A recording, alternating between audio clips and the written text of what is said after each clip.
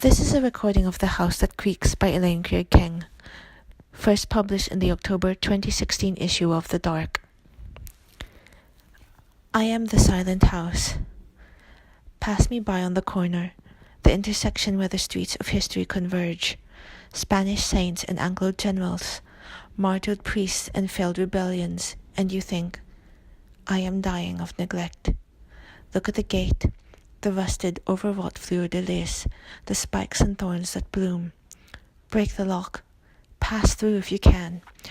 Walk on the unkept lawn with tangled buffalo grass, macahia, and other weeds thriving in the quiet corners.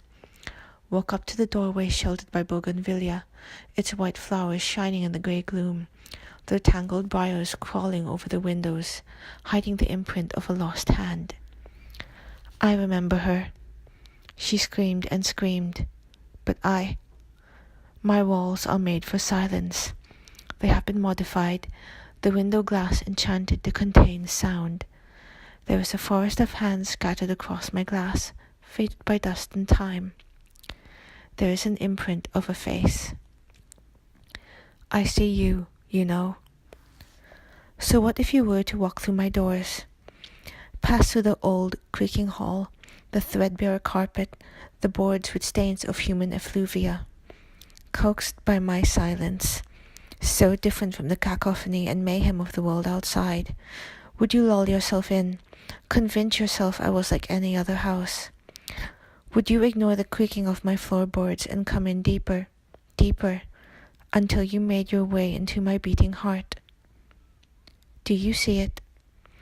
Do you see my chrysalis, covered in dust and particles, by spider webs whose weavers were innocent of its malevolence? Can you hear the thing inside, the monster child remaking itself, the cells breaking down and splitting into constellations of chemical reactions, the thing that was a monster now taking form?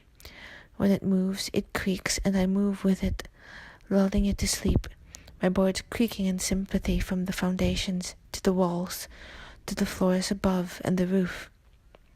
You never heard her. You never heard her weeping. The girl without a face. I remember. She tried to pass her hand over where her face should be and found nothing but a blank slate. I remember when her hands failed. They were losing definition and I felt relief. It would not do for her to keep breaking the skin where her mouth and eyes should be. What would be the point? It would not bring her face back. I creaked and sang her to sleep, and outside, the world only heard silence.